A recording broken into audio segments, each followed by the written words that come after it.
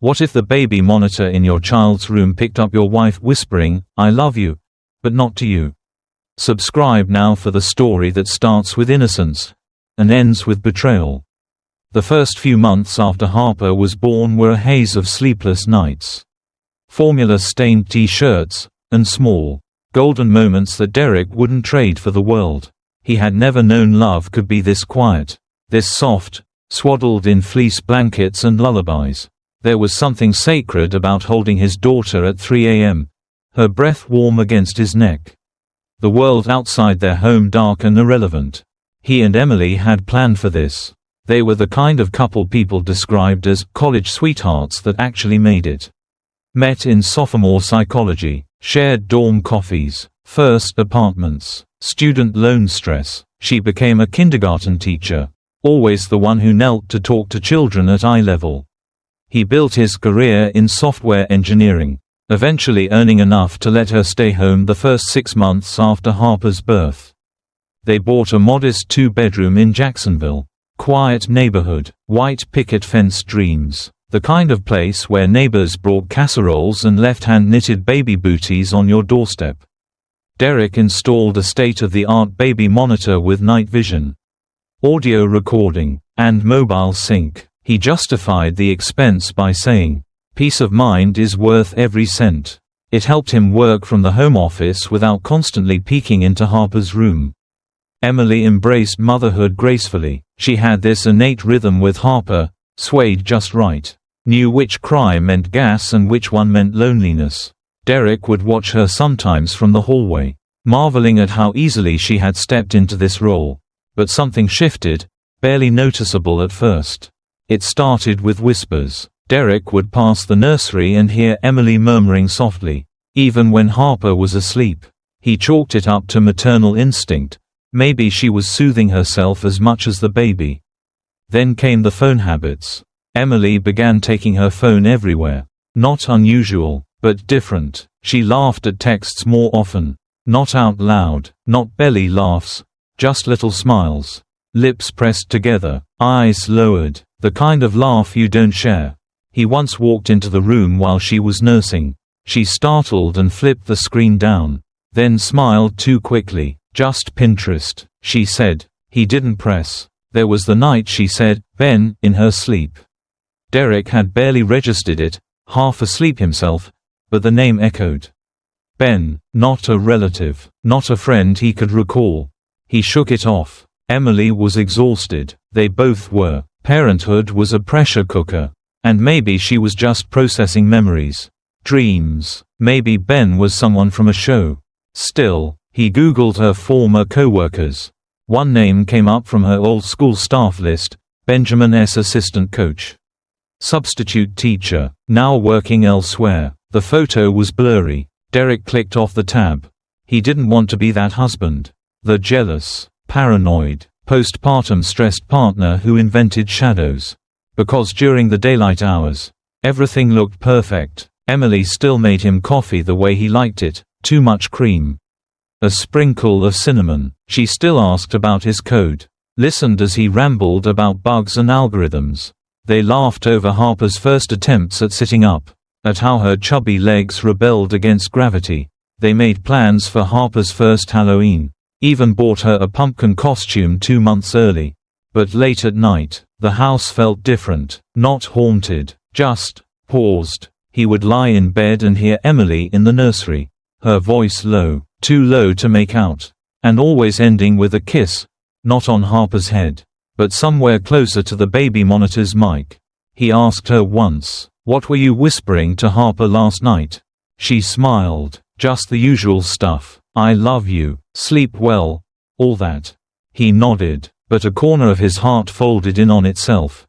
He tried to rationalize. Emily had just gone through labor. Her hormones were still fluctuating. Her body was healing. Maybe she needed a connection beyond bottles and burp cloths. Maybe that smile at her phone was just group chat nonsense. Maybe the name Ben was just a dream. Still, he began saving the baby monitor recordings, just in case Harper ever had a health scare. He told himself, just in case. In truth, Derek had started bracing for a fall he couldn't name. He didn't tell anyone, didn't talk to friends. What would he say? My wife is a great mom. And I think she's in love with someone named Ben. It sounded ridiculous, like a bad soap opera plot. But in the quiet, between the beeps of Harper's bottle warmer and the soft lull of her white noise machine, he started to feel the fissures forming. He kissed Emily's cheek each morning. He changed Harper's diapers. He mowed the lawn and paid the bills. But something intangible had changed. A sense that someone else had entered their home, without ever opening the front door. Derek didn't know when the truth would come. He just knew it was already whispering. And it was whispering in his own house. Derek couldn't sleep. It was nearly 2 in the morning and the house was still, save for the occasional creak of wood contracting in the night.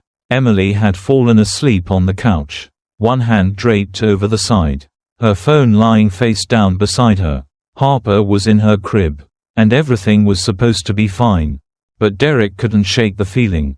It had been building slowly, quietly. Now it pulsed beneath his skin. He padded barefoot to the kitchen, poured himself a glass of water, and leaned against the counter. His eyes drifted to the baby monitor on the table, the one synced to his phone. The same monitor he had installed months ago with the thought, "Peace of mind is worth every cent." He opened the app, intending only to check if Harper had stirred in her sleep. The screen loaded, showing Harper peaceful in the dark, bathed in infrared light. Then Derek tapped to replay the last few hours of audio. He didn't know why. Habit, maybe, or instinct. The recording began with the soft hum of the white noise machine.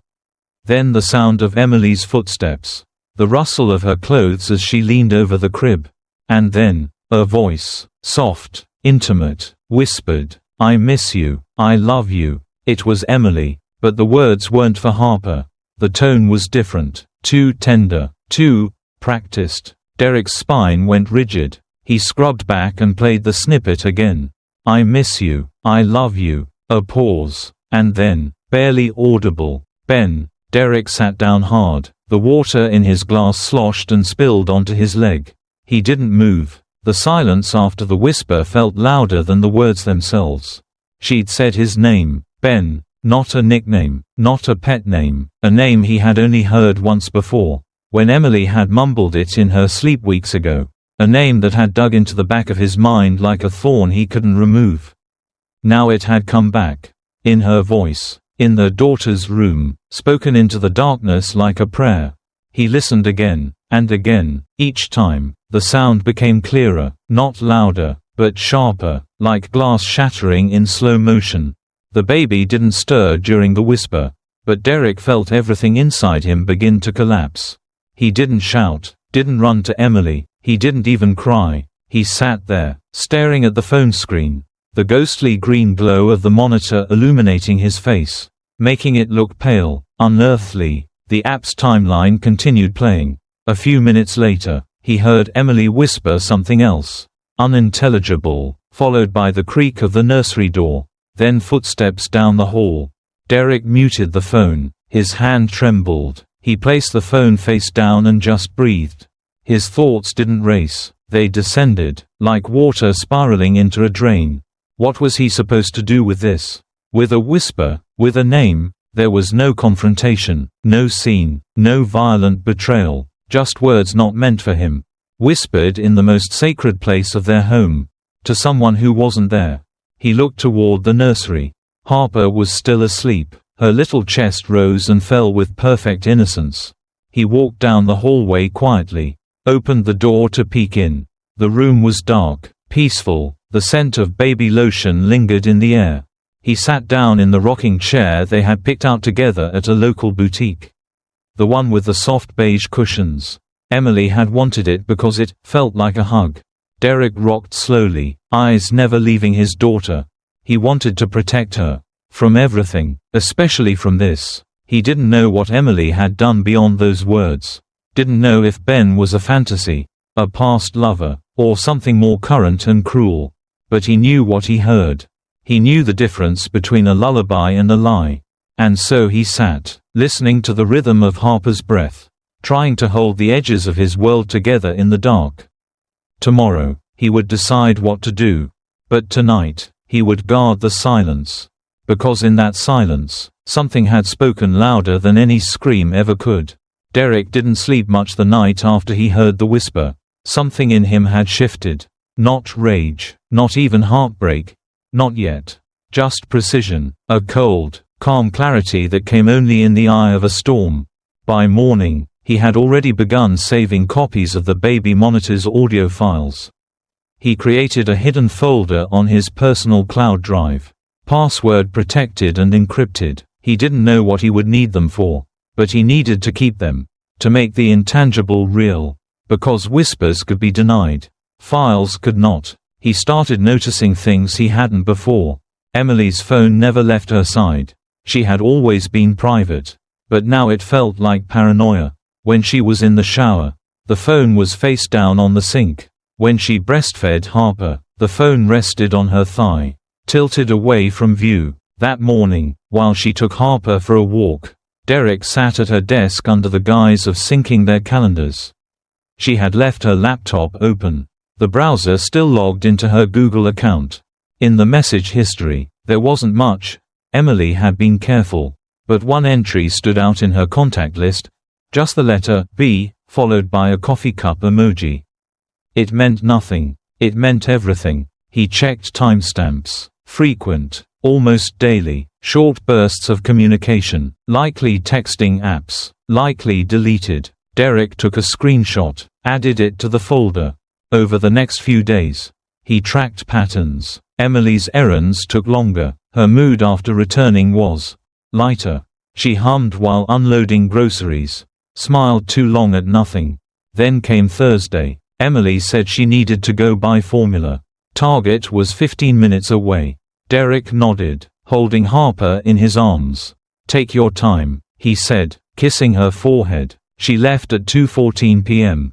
Derek waited until 2:20, then placed Harper in her crib with the monitor on, slipped on a hoodie, and followed. He stayed 2 cars behind. Emily didn't go to Target.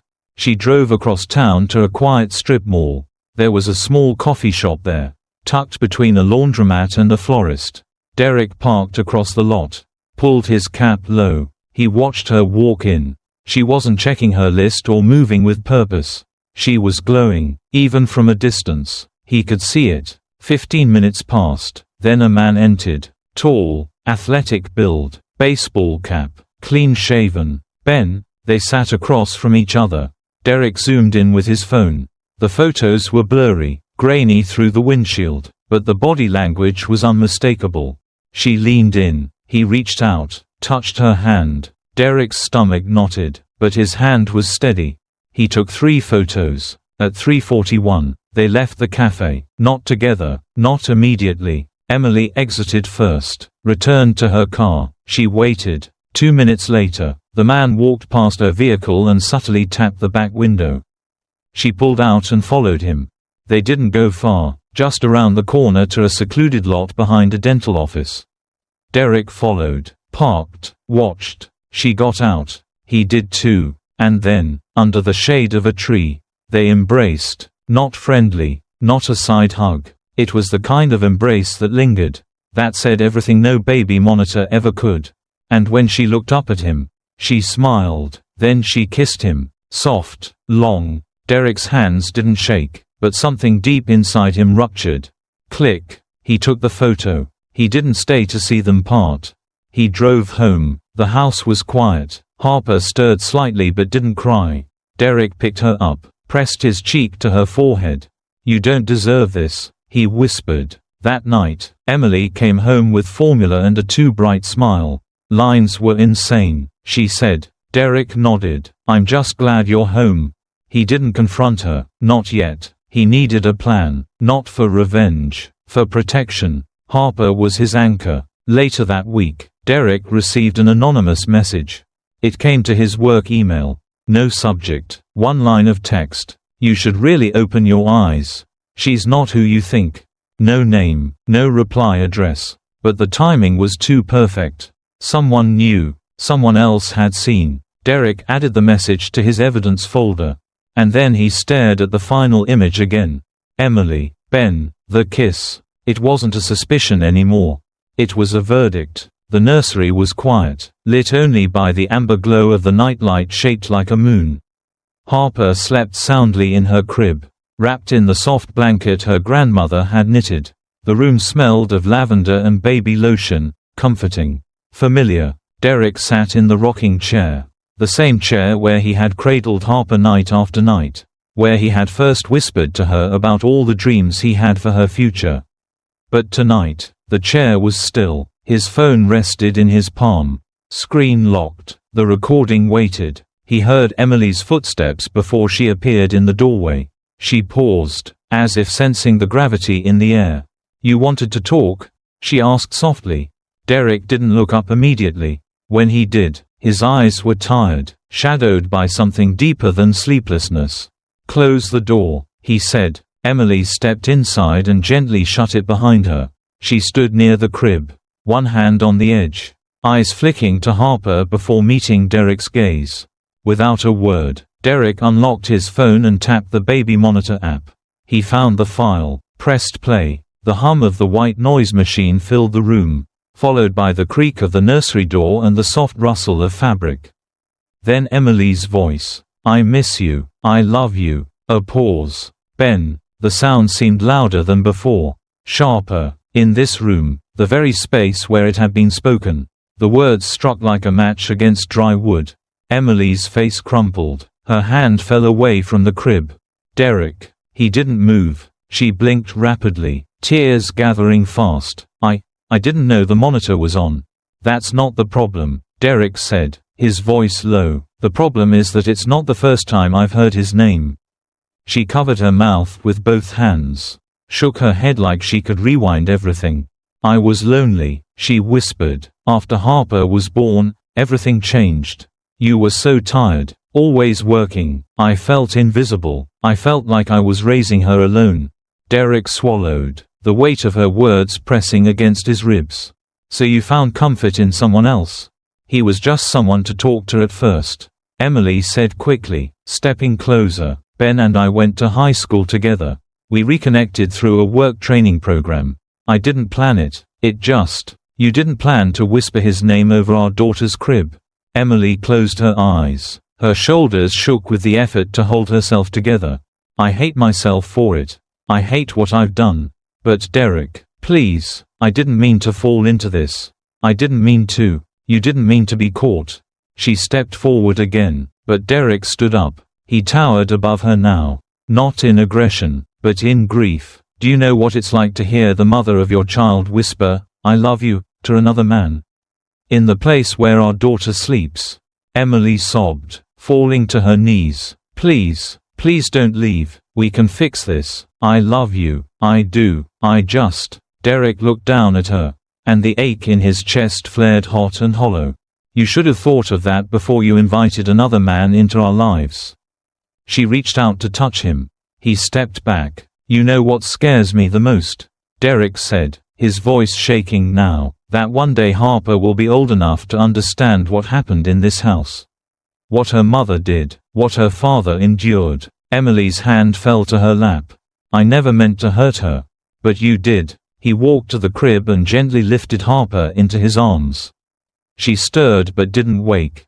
Emily remained on the floor, broken, trembling. Derek pressed a kiss to Harper's forehead. He didn't look back as he opened the door. At the threshold, he paused. "You can explain this to her someday," he said quietly, "but I won't lie to her about who you are." And with that, he walked out of the nursery. The only sound left was Emily's sobs, and the quiet, ceaseless breath of the daughter. The paperwork was precise. Derek filled out each section with mechanical efficiency.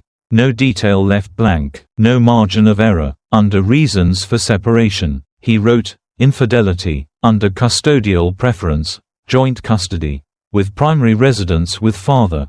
His signature at the bottom was neat, deliberate, like a man no longer uncertain. Emily didn't fight the arrangement, whether from guilt or exhaustion. She agreed to shared custody. She moved out within a week. Her things disappeared room by room, books, clothes, makeup, framed photos. The house echoed differently without her. But Harper's cries still filled the air.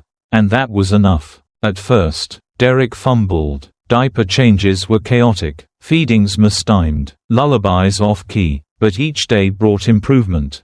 He learned which bottle Harper liked most, how to rock her just right. He memorized the rhythm of her sleep cycles, the particular squeak of her favorite stuffed bunny. But the hardest part was the silence. Because no matter how strong he acted, no matter how carefully he measured out bottles and folded laundry, there was always a voice beneath it all, whispering, "I love you," not to him, never to him. Sometimes, late at night, Harper would wake up crying, and Derek would go into the nursery half asleep, pick her up, and hold her until she calmed.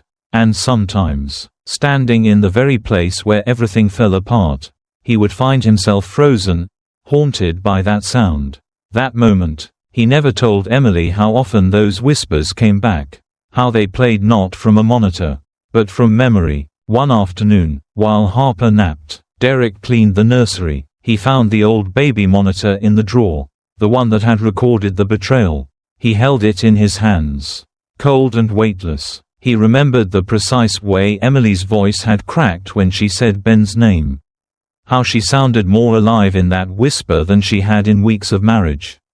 He opened the back panel, removed the batteries. The device powered down with a soft beep.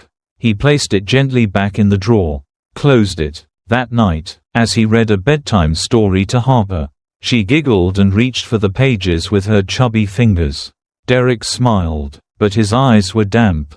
"Once upon a time," he whispered, "there was a brave little girl who saved her daddy's heart. She didn't understand, of course, but maybe one day she would.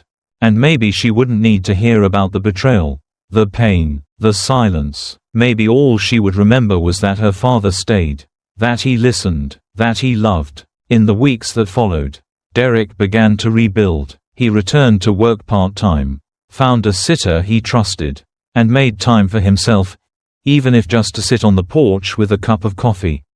He didn't date. He didn't need to. Right now, his world was Harper, and that was enough. He watched as her tiny legs grew stronger, her giggles louder, her eyes more alert. He celebrated every milestone with quiet joy. But the ghosts didn't vanish. Sometimes, he'd walk past a cafe window and see a couple laughing, leaning in close, and for a split second, he'd feel that same ache, the one that whispered, "She chose someone else," but he never let it linger. Because what mattered wasn't the betrayal, it was what he did after. On Harper's first birthday, Derek decorated the house with pastel balloons and paper animals. Just him and her. He baked a lopsided cake, wore a party hat, and sang off-key. Harper clapped. He laughed. And as he tucked her into bed that night, he sat beside the crib for a long while, watching, breathing, remembering. Then he stood, picked up the baby monitor from the drawer one last time, turned it over in his hands. He whispered. Some truths aren't shouted, they whisper, but they stay longer than screams. And then, he tucked it back into the drawer and turned off the light. If this story made your heart ache or your eyes tear up, make sure to subscribe for more true and haunting stories like Derek's. And stay with us, because next time, we'll meet Camila from Orlando, whose 10-year-old daughter accidentally uncovered the affair by texting the other woman back. What happens when a child says the truth adults are too scared to speak? Find out in the next episode of Infidelity Chronicles.